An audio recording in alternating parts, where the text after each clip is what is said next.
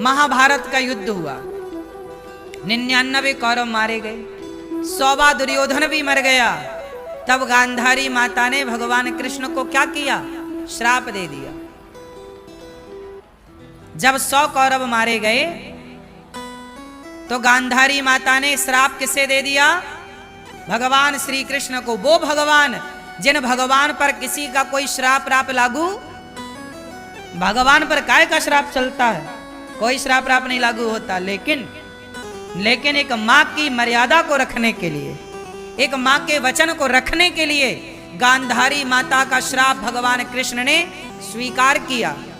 और वही श्राप क्या था कि जैसे हमारा वंश आपस में लड़के मरा, कृष्ण तुम्हारा भी वंश आपस में लड़कर मरेगा। इसलिए भगवान कृष्ण के आखिरी में 56 करोड़ यदुवंशी आपस में लड़के मर गए।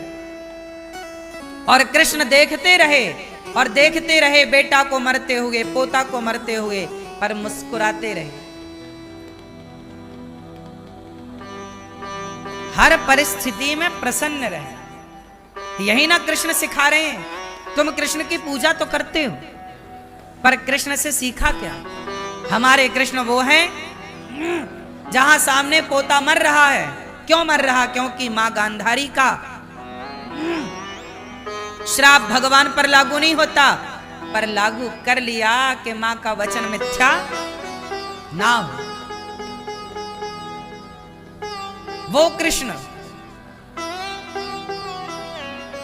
समाज को यह संदेश देना चाहते हैं कि यदि तुमने विकास देखा है तो विनाश भी देखने की तैयारी रखिएगा, क्योंकि ये दोनों देखना पड़ता है जीवन में। अच्छाई ही अच्छाई नहीं रहती, बुराई भी आती। दिन अच्छे हैं तो दिन बुरे भी आते हैं, लेकिन आप क्या उन बुरे दिनों के लिए तैयार हैं? क्या बर्दाश्त कर पाओगे? क्या उस आज अच्छे दिन हैं तो आप स्माइल रखे हो, मुस्कुरा रहे हो, क्या उन बुरे दिनों में भी आप मुस्कुरा पाओगे? यही तो कामयाबी है, यही तो जीवन है। हर परिस्थिति के लिए तैयार होना। कौन जानता है कि कल कौन सा दिन आ जाए? कौन जानता था कि कोरोना आ जाएगा? कौन जानता था कि सड़कें बिल्कुल खाली हो जाएंगी? कौन जानता था कि दुनिया में फ्लाइट उड़नी बंद हो जाएगी? कौन जानता था कि सबको जेल की तरह घर में कैद होना पड़ेगा, जेल की तरह घर में होना पड़ेगा? कौन जानता था? लेकिन वो भी दिन आया ना, हम सबने उस दिन को फेस किया ना। तो बता के आई क्या परिस्थितियां? बोलो। पर आ गई ना। एक एक सिलेंडर के लिए मरना पड़ा ना, जूझना पड़ा ना, एक एक ऑक्सीजन के लिए तड़पना पड़ा ना, लाखों देने पर भी वो सिलेंडर नहीं मिला। ये भी दिन आपने देखे हैं। परिस्थितियां कब कैसे आकर खड़ी हो जाएं, तुम्हारे और हमारे हाथ में कुछ नहीं है। हर परिस्थिति में प्रसन्न रहना सीखिए। कोरोना काल के उस साल भर के टाइम पीरियड में बहुत लोग डिप्रेशन में चले गए, बहुत लोग कोरोना से मरे, पर कोरोना से मरने वालों से ज्यादा डिप्रेशन में मरने वाले लोग थे। बोलो हाँ। उन्हें लगा कि अब हो गया, अब नहीं जिएंगे। जो जी सकते थे वो भी टेंशन में मर गए कि यार नहीं हुआ तो भी जरा खांसी आई, लगा आ गया। वही भूत लग गया। भूत कौन सा? नेगेटिविटी का। अरे अब नहीं बचेंगे, अब नहीं बचेंगे, अब तो मर जाएंगे, खांसी आ रही है मतलब हो गया। और वो मर ही गए, क्योंकि आपने सोच ही लिया कि हम नहीं बच पाएंगे। इच्छा शक्ति डाउन हो गई। मरना जीना अपनी जगह है, लेकिन हर परिस्थिति में पॉजिटिव रहो। हर परिस्थिति में सकारात्मकता से भरे रहो। मरना जीना तो अपनी जगह है ही, उसे कौन रोक सकता है? लेकिन सिचुएशन, परिस्थितियां। अब सुनो क्या हुआ। पंडित जी, ये भागवत जी की कथा बोल रहा हूं। एक पंडित जी थे आत्मदेव, उनके बेटा नहीं था। बेटा नहीं था ये कोई मैटर नहीं है। बहुत लोगों के बेटा नहीं है। मीराबाई के बेटा नहीं है, स्वामी विवेकानंद जी के बेटा नहीं हुआ, लेकिन मीराबाई को दुनिया जानती है।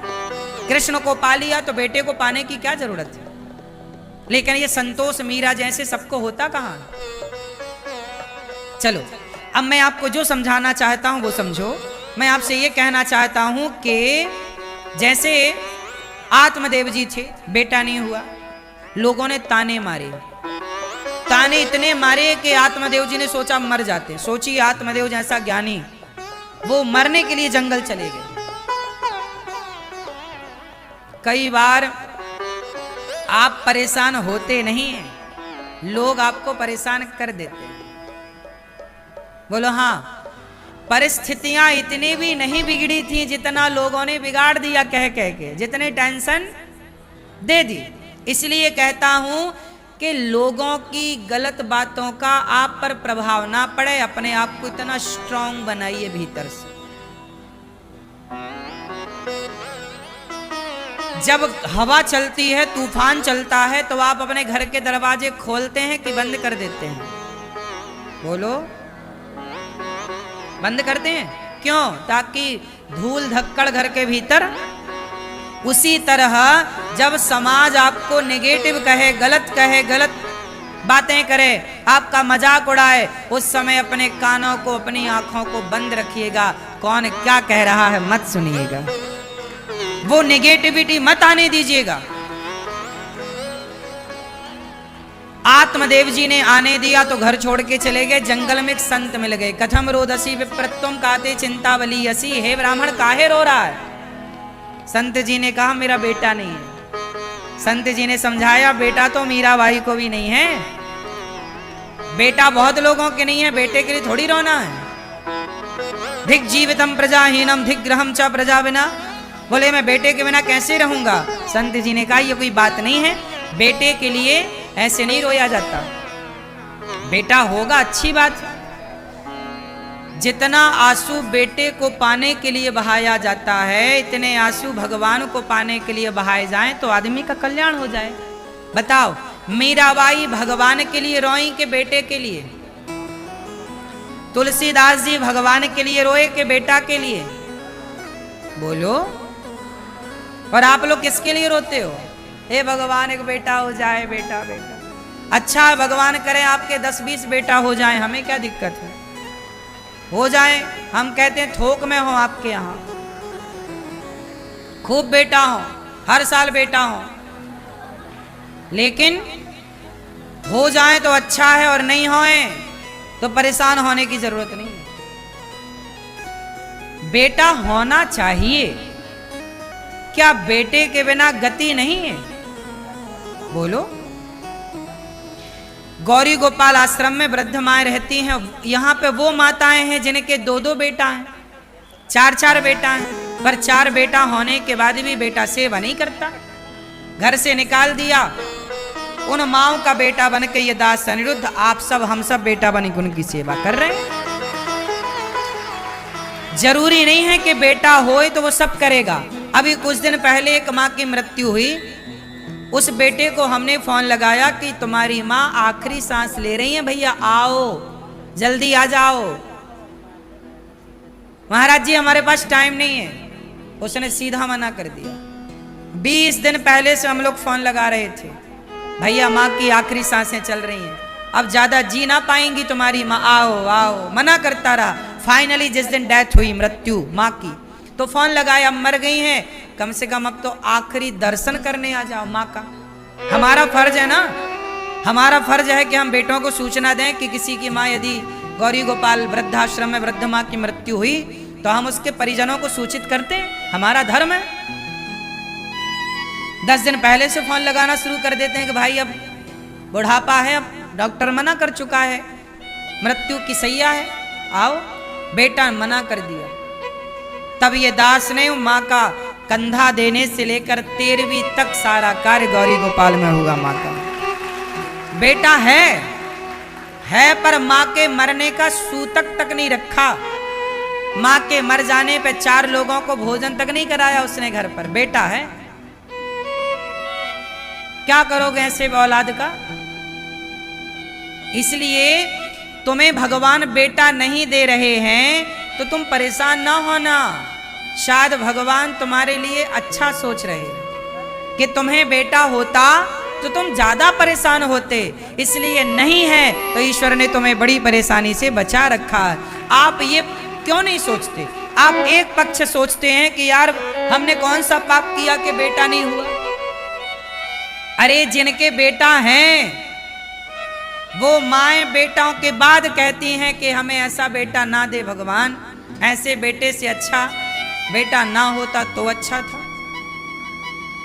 बताओ, बुढ़ापे में जो बेटा अपनी मां को घर से निकाल दे, बुढ़ापे में जो अपनी मां को अपमानित कर दे, तो मां क्या ऐसा बेटा अगली बार चाहेगी? कहेगी महाराज भगवान मुझे बेटे से बिना बेटे का रखना, पर ऐसा बेटा तो ना देना। ऐसी 290 वृद्ध माएं गौरी गोपाल आश्रम में रहती हैं और मैं उन माओं के पांव दबाकर सेवा करके जो बन पड़ता है उन माओं की खुशी के लिए करता हूं, उनको भोजन प्रसादी। आप सबने देखा है वृद्ध माओं को, ये पूरा आश्रम उन माओं के लिए बना है, उन माओं के लिए हम दिन रात काम करते हैं, उन माओं के लिए ही हम आप लोगों से भिक्षा तक मांगते हैं कि थोड़ा थोड़ा सहयोग करना, ताकि उन माओं के पेट में रोटी बनी रहे, भूखी ना सो जाए हमारी माँ। आपकी एक माँ है, हमारी 290 माँ है। आपको 5 लोगों के लिए कमाना है, हमें इतने माओं के लिए कमाना है। गौरी गोपाल में इतने लोग भोजन करते हैं, कोई भी आओ सब भोजन करो। हम कौन सा बांध के ले जाएंगे, आप कौन सा बांध के ले जाएंगे? परोपकार ही भक्तों, जीवन में किया गया पुण्य ही हमारे साथ चलता है। हमारा पुण्य जो है वही हमारा साथी है। मरूंगा तो मैं भी, कौन सा मैं अमर होके आया हूं, मैं भी एक दिन मरूंगा, लेकिन मरने के पहले मैं ऐसे काम कर लूं कि जब मर कर जाऊं भगवान पूछें कि अनिरुद्धाचार्य बताओ तुम्हें भेजा था हमने मनुष्य बनाकर, क्या किया? हम बता सकते हैं कि प्रभु हमने किसी को रुलाया नहीं, बल्कि रोते हुए माओं को हमने गले लगाया है, उनके आंसू पहुंचे। हमने किसी को घर से नहीं निकाला, बल्कि घर से निकली हुई माओं को छाया दी है। यहाँ आप लोग सहयोग करते हो तो ये छाया है। उन माओं के सिर पर छाया नहीं थी, अपनों ने निकाल दिया, तब छाया यहाँ मिली। तो ये भले काम कर लो। गौरी गोपाल आश्रम से कोई भूखा नहीं जाता, 30,000 लोग नित्य भोजन करते हैं। ये क्या है? मेरी उम्र के लड़के शराब पी रहे हैं, मेरी उम्र के लड़के ना जाके बारों में नाच रहे हैं डिस्को। जिस उम्र में मेरी उम्र 33 साल कंप्लीट, 34 रनिंग है, 34 ईयर, 34 साल का हूं। मेरी उम्र के लड़के देख लो बाजार में शराब पी रहे हैं, बाप के पैसे मांग मांग के गाड़ियां खरीद रहे हैं, ऐशो आराम की जिंदगी जी रहे हैं। शराब एक हाथ में बड़ी सिगरेट है, दूसरे हाथ में शराब का प्याला है। मेरी उम्र के लड़के बाजार में मिल जाएंगे आपको। आप में से बहुत लोगों का बेटा पोता मेरी उम्र का होगा। समय का दुरुपयोग भी किया जा सकता है और सदुपयोग भी किया जा सकता है, पैसे का दुरुपयोग भी किया जा सकता है। मैं भी शराब पीता तो मुझे कौन रोकता? मैं भी ना सिगरेट पीने लग जाता, मैं भी शराब पीता, मैं भी बड़ी बड़ी गाड़ियों में क्लबों में जाता? नहीं, मुझे ये समझ आ गई इस समय से कि भगवान ने ये जीवन दिया है, बार बार ना मिलता मानुष का शरीर। अच्छे काम करने के लिए भेजे हैं, हम बुरे काम क्यों करें? अच्छे काम कर लें, क्यों करें बुरे काम? क्या पाएंगे बुरा काम करके? हम शराब पी के पाएंगे क्या? अपना शरीर ही तो बिगाड़ेंगे। हम क्यों चुगली करें, क्यों निंदा करें, क्यों चोरी करें? ईमानदारी से। इसलिए हम भीख मांगते हैं। हम भीख इसलिए मांगते हैं क्योंकि भिक्षा मांगना, भिक्षा मांग मांग के सेवा करना ही हमारा धर्म है। क्यों? क्योंकि ईमानदार हैं तो भिक्षा मांगते हैं, बेईमान होते तो चोरी करके काम कर लेते हैं। फिर भीख मांगने की क्या जरूरत थी? बताओ। कोई भीख मांगता है ना तो दे दो एक रोटी। बेचारा चोरी तो नहीं कर रहा, तुम्हारे घर में डाका तो नहीं डाल रहा है। भिक्षा देना बंद कर दो तो लोग चोरी करने लग जाए फिर। इसलिए चोरी करने से बहुत अच्छा है भिक्षा मांगना। सही है कि गलत है?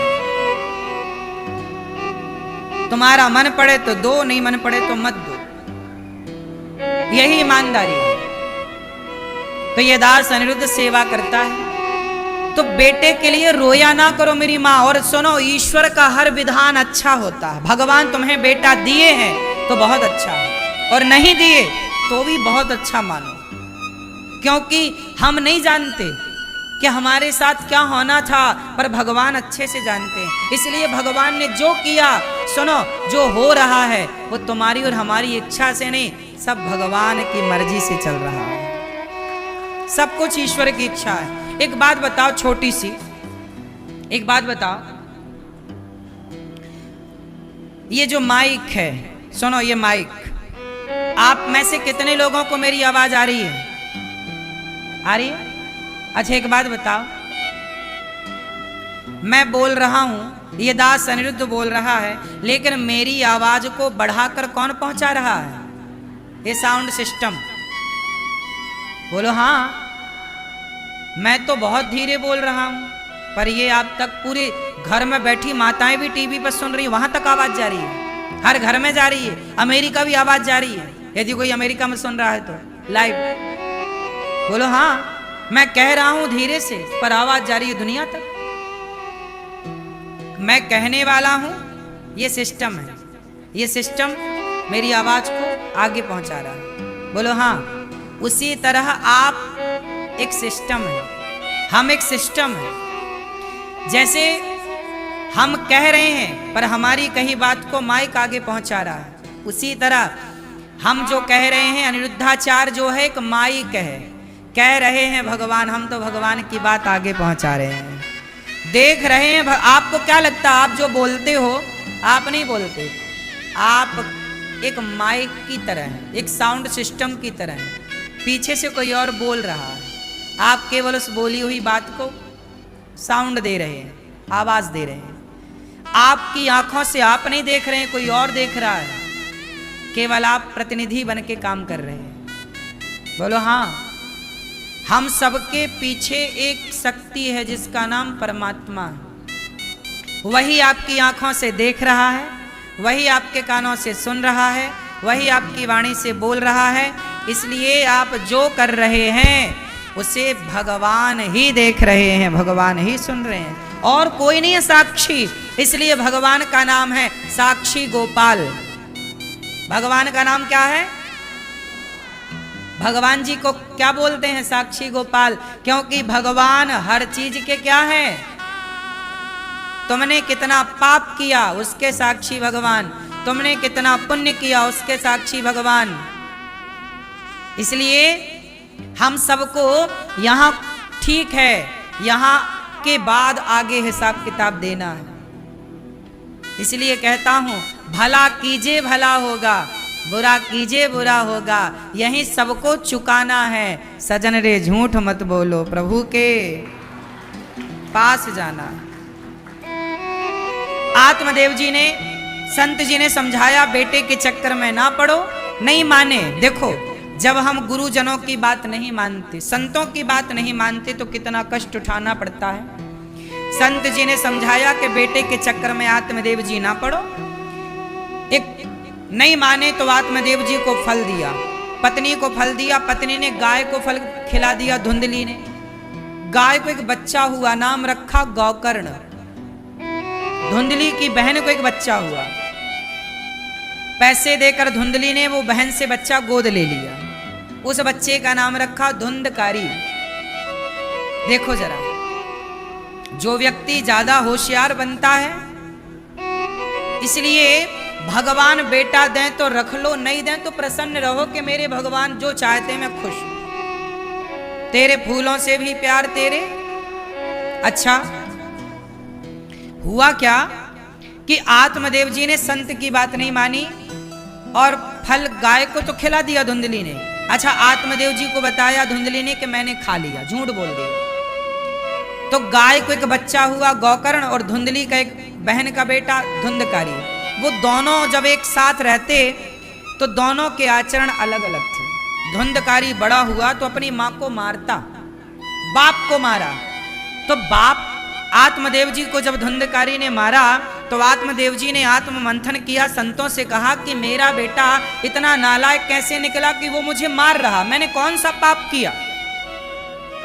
तब संतों ने कहा कि तुमने संतों की बात नहीं मानी। संतों ने मना किया था ना कि बेटे के चक्कर में ना पड़ो, क्यों नहीं मानी? अब नहीं मानी तो भोगो। सुनो, अपने से बड़ों की, गुरुजनों की आज्ञा का पालन करना चाहिए। बेटा वही अच्छा जो मां की आज्ञा का पालन करे, पत्नी वही अच्छी जो पति की आज्ञा का पालन करे, शिष्य वही अच्छा जो गुरु की आज्ञा का। माता शबरी के गुरु हैं मतंग। मतंग ऋषि ने कहा कि शबरी तू अपनी कुटिया पर रहना और बस सीताराम सीताराम जपना, तुझे राम का दर्शन घर बैठे होगा। गुरु के वचनों पर भरोसा किया और शबरी जपती रही। वो कुछ नहीं जानती थी, अनपढ़ थी, पढ़ना लिखना नहीं आए, बुढ़ापा, आंखों में कम दिखना शुरू हो गया, लेकिन गुरु वचनों पर भरोसा था कि गुरु जी ने कहा राम आएंगे तो गुरु वचन मिथ्या ना हो। इसलिए राम को शबरी के पास जाकर दर्शन देना पड़ा कि गुरु वचनों पर भरोसा था। आजकल के लोग आज्ञा का पालन नहीं करते। क्या पालन नहीं करते? ना तो बेटा आज्ञा का पालन कर रहा है, ना पत्नी आज्ञा का पालन कर रही है, ना शिष्य आज्ञा का पालन कर रहा है। सब लोग मनमाना आचरण करने को तैयार है। जो अच्छा लगेगा वो करेगा। नहीं साहब, रावण ने वही तो किया जो उसे अच्छा लगा, लेकिन परिणाम क्या हुआ? जो हम अच्छा मान रहे हैं जरूरी नहीं है बेटा कि वो अच्छा हो। आज की लड़की जो अच्छा मान रही है, आज के लड़के जो अच्छा मान, अब लव मैरिज किया तो लव मैरिज किया, लेकिन लव मैरिज करने के बाद भी तलाक हो गया। जरूरी नहीं है कि जो आप अच्छा मान रहे हैं वो अच्छा हो। क्यों जी? इसलिए आप आज्ञा का पालन करना सीखिए। इसलिए कहते हैं माँ बाप जो आज्ञा कर रहे हैं उसी का पालन सही है, मनमाना आचरण सही नहीं है।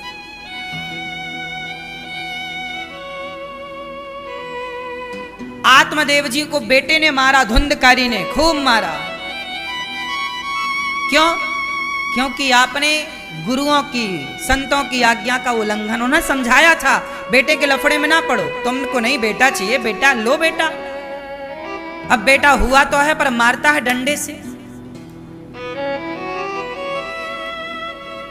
भाग्य में जो दुख है भोगना पड़ेगा। भीष्म पितामह को भाग्य का दुख भोगना पड़ा। बाणों की सैया पर लेट के बचा कौन? तुम बचोगे कि हम बचेंगे? इसलिए हर बुरे काम से बचो। धुंधकारी मां को मारा, कुएं में कूद गई।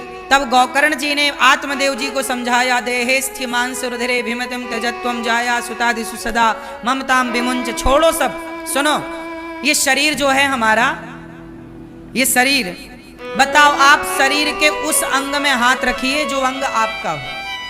आप शरीर के उस हिस्से में हाथ रखो फटाफट जो आपका हो। बताओ शरीर में वो कौन सा अंग है, हिस्सा है जो आप कह सकते हैं कि ये मेरा है? कहो जरा रख के, क्या आपका? बोलो। ये आपका है? दिल, हार्ट फेल हो जाता है, काहे फेल हो गया? तुम्हारा था तो फेल कैसे हो गया? आंखें तुम्हारी थी तो बुढ़ापे में कम क्यों दिखने लगा, साथ क्यों छोड़ दिया? पांव तुम्हारे थे तो बुढ़ापे में बोल क्यों गए? शरीर तुम्हारा नहीं है मेरी मां, सही है क्या? ये शरीर भी साथ छोड़ देता है कि नहीं? बोलो हाँ। एक टाइम के बाद शरीर भी साथ।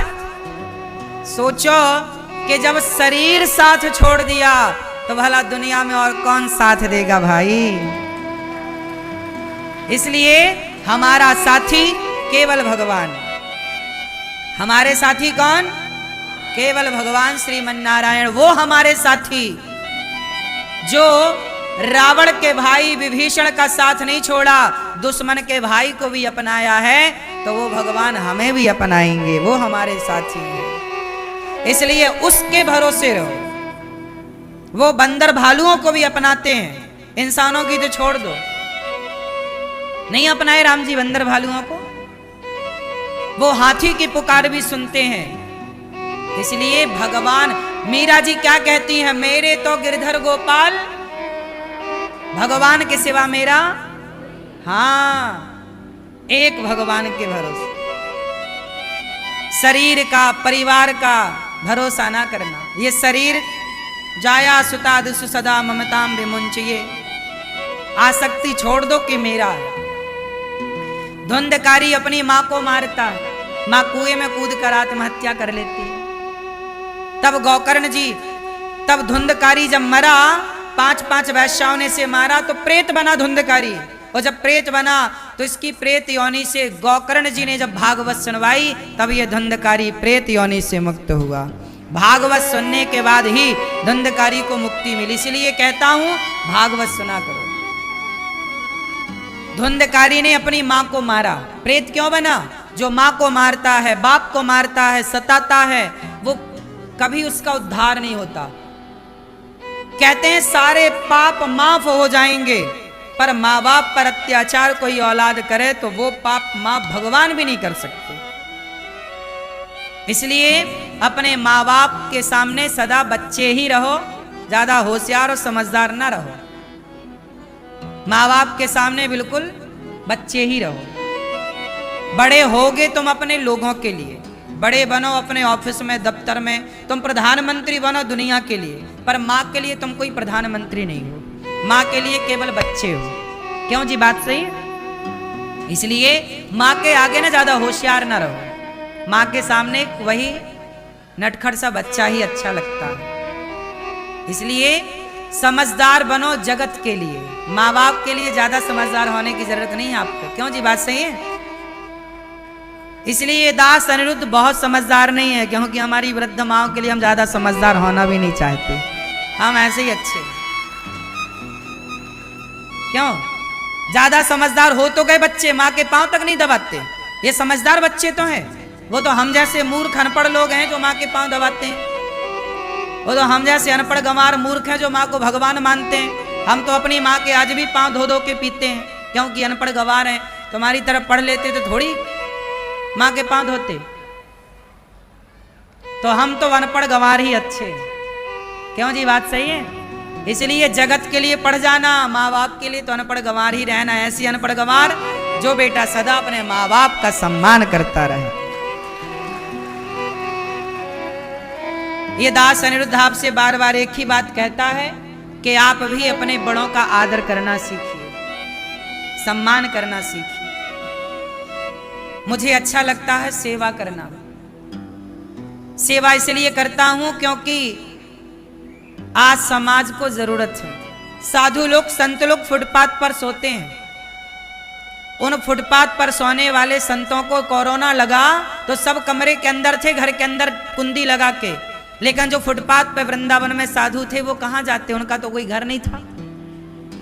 आप तो घर के अंदर रोटी खा रहे थे, पर फुटपाथ पे पड़े संतों को रोटी कहां से आए? कोई घर से निकल नहीं रहा था, कोई एक दूसरे को छू नहीं रहा था। उस समय भयंकर कोरोना काल में भी ये दास अनिरुद्ध फुटपाथ पर सोए संतों को भोजन प्रसादी तब भी देता। उनकी सेवा जो बन पड़ी कराते करते भगवान है, पर निमित्त बनाए सेवा तब भी हुई। और तब की सेवा कोरोना से 2020 से 19 से आज तक गौरी गोपाल में सेवाएं चल रही हैं। आज भी साधु सेवा यहाँ होती है। सवेरे 8 बजता है, साधुओं की टोली आ जाती है। आप लोग देखिएगा, हजारों साधु संत फुटपाथ पर सोने वाले यहाँ आते हैं। सबको पेट भर भोजन मिलता है, अच्छा लगता है, सुकून मिलता है कि चलो ये शरीर काम आया। आप भी, मेरी इतनी सी विनती है, चैत्र का माह चल रहा है, बड़ा पावन पवित्र महीना है। इस महीने में किया गया पुण्य कई गुना होता है।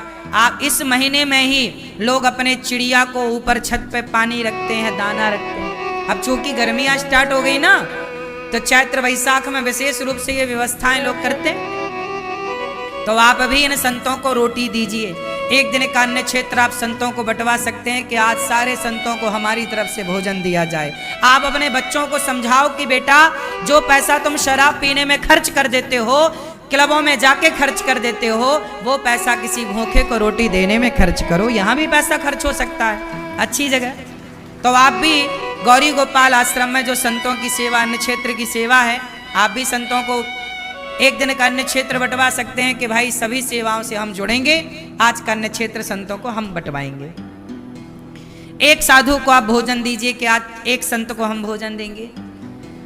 संपूर्ण संतों की सेवा करानी है तो आप सारे संतों की आज की संपूर्ण अन्न क्षेत्र की सेवा आप कराओ।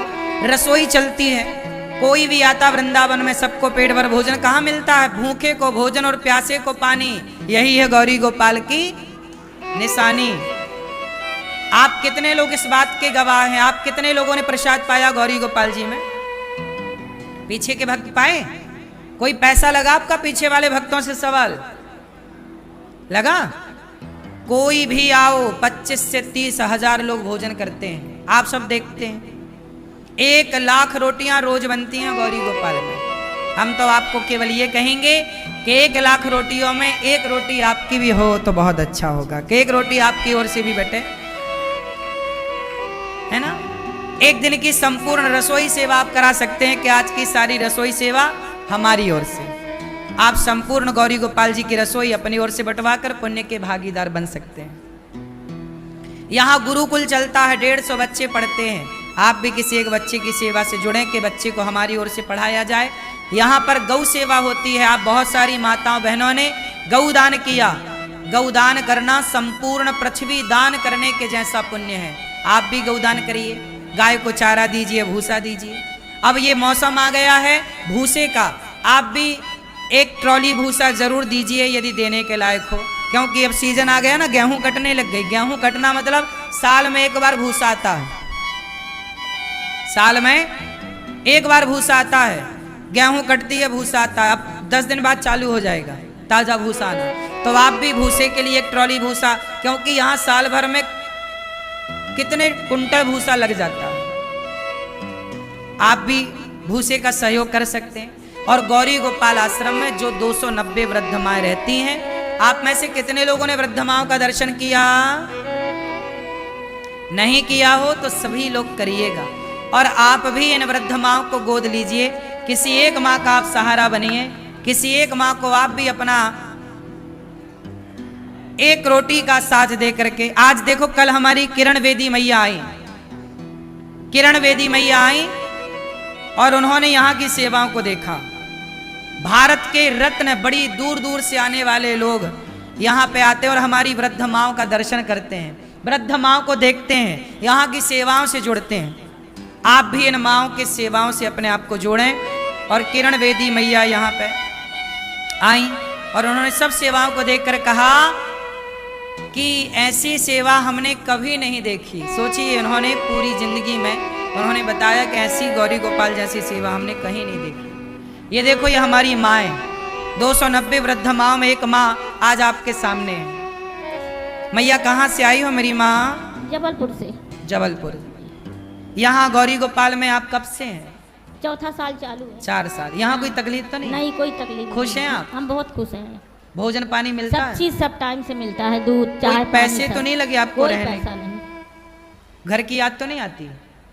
नहीं आती है, पहले आती थी, अब भूल गए। अब यही घर परिवार हो गया हमारा। पहले आती थी तो घर के लोग कभी याद नहीं करते आपको? कभी नहीं, बेटी के रहते थे पहले तो वही कभी कभी फोन करती है बस। बेटी का फोन आता है? हाँ। और बेटे का? नहीं, बेटे का फोन नहीं आता? कभी नहीं आया। कितने बेटे हैं? एक बेटा। तो बेटा पोता भी होगा आपका? हाँ, बड़े बड़े बच्चे हैं, लड़की शादी करने लायक हो गई। अच्छा, तो बेटा कभी फोन नहीं लगाता? कभी नहीं। उसको पता है कि आप यहाँ हैं? सब पता है उसको। जबलपुर में रहता है। कहाँ रहता है? जबलपुर में रहता है। जबलपुर। हाँ। आया नहीं बेटा कभी मिलने आपसे? कभी नहीं आएगा, वो कहाँ आएगा जब कोई मतलब ही नहीं रखता। अब सोचिए, आज ये माँ है, कल ये और बूढ़ी होंगी, कल और जब मृत्यु का समय आएगा तो बेटे को बुलाते हैं तो बेटा मना कर देता। जब जीते जी 4 साल से माँ यहाँ, एक फोन नहीं आया बेटे का। एक बार उसने बोला नहीं कि मैं आ रहा हूँ, चलो गलती हो गई। तो क्या ऐसी बात हुई थी कि आपको यहाँ आना पड़ा? हमको पहले हम किराए के खुद का मकान था, बिचवा दिया, पैसा दे दिए उसी को, दूसरा बेटे मकान मकान खरीद लिया। अब फिर मेरे को बोलता अब हम नहीं रखेंगे। अच्छा, बेटा मकान ले लिया और बोलता मैं नहीं रखूंगा? नहीं। फिर हम कहाँ रहते, हम बेटी के घर 3 साल रहे। अच्छा, बेटी के यहाँ? हाँ। फिर जब टीवी में देखते थे कोरोना खत्म हुआ तो फिर आ गए हम यहाँ। तो यहाँ खुश हैं आपका? हाँ, बहुत खुश हैं। ये बेटा सेवा करता है? हाँ बिल्कुल। बहुत अच्छा, बहुत अच्छा। आप तो भगवान हो, बेटा भी हो, भगवान भी हो हमारे। सोचिए ये माएँ हैं हमारी, इनके अपने बेटे फोन नहीं लगाते, लेकिन ये दास अनिरुद्ध इनके पास जाकर इनके पांव दबाकर इनकी सेवा करता है। यही मानवता है, यही इंसानियत है। हम और आप क्या बांध कर ले जाएंगे, यही इंसानियत हमारे मरने के बाद भी जिंदा रहेगी। अच्छे काम जिंदा रहते हैं, हाँ या ना? इसलिए अमृत पीने से कोई अमर नहीं होता, अच्छे काम करने वाला व्यक्ति अमर हो जाता है। इसलिए आप भी इस अच्छे काम से जुड़िए। जैसे एक छोटी सी गिलहरी अमर हो गई, राम सेतु बन रहा था ना, एक गिलहरी थी ना, जरा सी बालू डाल रही थी सेतु में, कितनी बालू डाली होगी उसने? 1 किलो भी बालू नहीं डाली होगी, कुछ कण, लेकिन अमर हो गई कि नहीं? बस यही है, इन माओ की सेवा इनके अपने बेटों ने भले ना की हो, लेकिन आप और हम बेटा बेटी बनकर इन माओ की सेवा करें। एक माँ को आप गोद लीजिए कि एक माँ को मैं रोटी दूंगा साल भर, जीवन भर मैं एक माँ की सेवा की जिम्मेदारी लेती हूँ या लेता हूँ। इन माओ के लिए आश्रम में आप लोग, अभी माओ के कमरे में एसी लग रही है, आप माओ के कमरे में एसी लगवा सकते। देखो सारी माओ के कमरे में जब आप और हम एसी में रह सकते हैं, तो हमारी वृद्ध माएँ भी एसी में रहेंगी। ये मेरा भाव है। सभी माओ के कमरे में एसी आप लगवा सकते हैं। एक एक सहयोग तो सहयोग है। आप एक मुट्ठी नमक का सहयोग करिए कि हमारा नमक वृद्ध माओ की दाल सब्जी तक पहुंचे। हम आपसे बस ये कहते हैं कि आपकी हिस्सेदारी भी गौरी गोपाल तक आनी चाहिए, क्योंकि आप सबके सहयोग की जरूरत गौरी गोपाल को है। क्योंकि आप सहयोग करते हैं तो गौरी गोपाल में चूल्हा जलता है और माताओं का पेट भरता है। आप सहयोग नहीं करेंगे तो चूल्हा कैसे जलेगा? अब सोचिए 290 माताएं हैं और सभी माताओं के कमरे में एसी लगानी है। अब बताओ, एसी का खर्चा ही करोड़ों का है या नहीं? बोलो हाँ या ना? नहीं बोल रहे हो ना? इसलिए हम ये नहीं कहते कि आप करोड़ों दे दो, आप लायक हो तो करो, वरना हम कहते हैं आप 1 रुपए दो, अपनी कमाई का देना, चोरी का ना दे देना, बेईमानी का ना देना, मेहनत का जो कमाना पसीने का वो हमें 1 रुपए देना, ताकि उस 1 रुपए से ही एक एक करके ना 100 रुपए होंगे, एक एक करके ना सब कार्य होंगे इन माओ के लिए। और अभी संत लोग हमसे कह रहे हैं कि हम फुटपाथ पर सोते हैं। बेटा, जैसे वृद्ध माओ के लिए तुमने वृद्धाश्रम बनाया, ऐसे हम संतों के लिए एक संत निवास बनाओ। अब संतों के लिए संत निवास बनाना है तो जिम्मेदारी क्या है जी? सब जिम्मेदारियां तो हैं। आप अपनों के लिए जीते हैं, हम इनके लिए जी रहे हैं, हम दोनों ही जी रहे हैं। इसलिए कहता हूं कि आपको लगे कि गौरी गोपाल में सेवा हो रही, आप आओ, अपनी आंखों से देखो, और जिस सेवा से मन हो जुड़ने का आप सेवा करिए। आप भी वृद्ध माओ के कमरे में एसी की सेवा कर सकते हैं। माओ के कमरे में जो आपका मन हो वो कराइए। कुछ कमरे और बनने हैं माओ के लिए, संतों के लिए आप कमरा बनवा कर दे सकते हैं कि भाई हमारे कमरे में वृद्ध माएँ रहेंगी, एक कमरा बनवा कर दो, कमरे की छत डलवाओ, मैया आप यहीं रहना मेरी माँ। 290 माओ को भोजन दे सकते हैं। क्या सभी माओ को हमारी तरफ से भोजन? रात्रि का 1-1 गिलास दूध माओ को मिलता है। आप ये कह सकते हैं कि 1-1 गिलास दूध माताओं को हमारी तरफ से। मैया आप यहीं रहिए, ये दास अनिरुद्ध आपका बेटा, हम सब आपके बेटा बेटी बनकर सेवा करेंगे। आओ, कुछ भक्तों ने नाम पहुंचाए हैं, नाम सुनते हैं दानवीर महापुरुषों के, फिर आगे की चर्चा में प्रवेश करेंगे। उन दानवीर महापुरुषों के नाम सुने जिन्होंने धन को धर्म से जोड़ा, और जितना आपने दिया ना, भगवान उसका कई गुना करके दें आपको।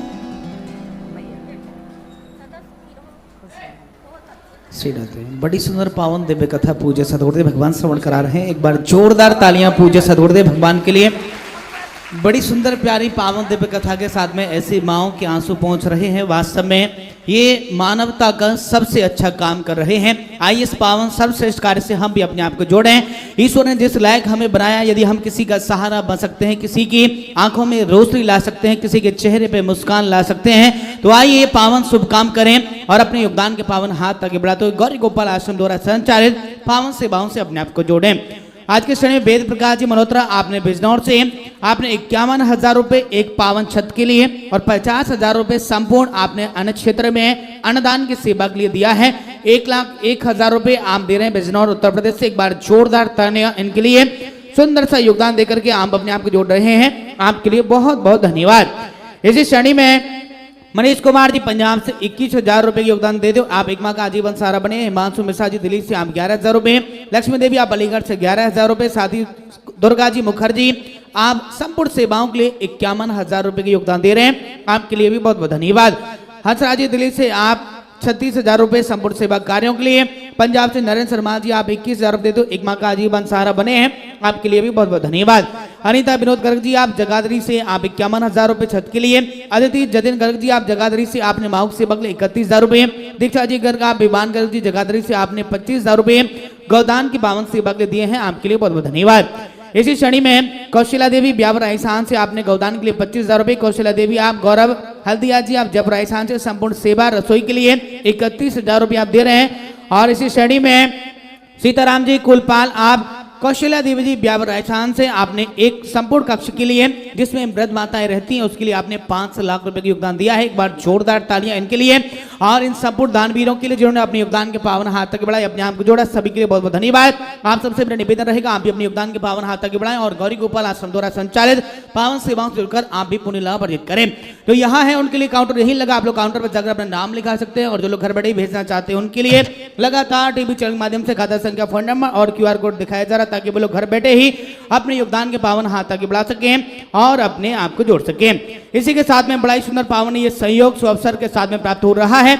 10 से 16 अप्रैल ब्रज 84 कोच की दिव्य यात्रा से जुड़कर आप अपने आप को यात्री बना सकते हैं इस पावन दिव्य यात्रा से जोड़कर। इसी के साथ में आगामी भागवत जी के पोथी पाठ 12 से 18 मई बैठेंगे। जिनका नाम इस बार नहीं हो पाया वो आने वाले 12 से 18 मई में अपना नाम लिखाकर पोथी पाठ यजमान बन सकते हैं। आइए चलते शेष पावन कथा के एक बार पुनः दोनों हाथ उठाकर बड़े भाव से मेरे साथ बोलेंगे राधे।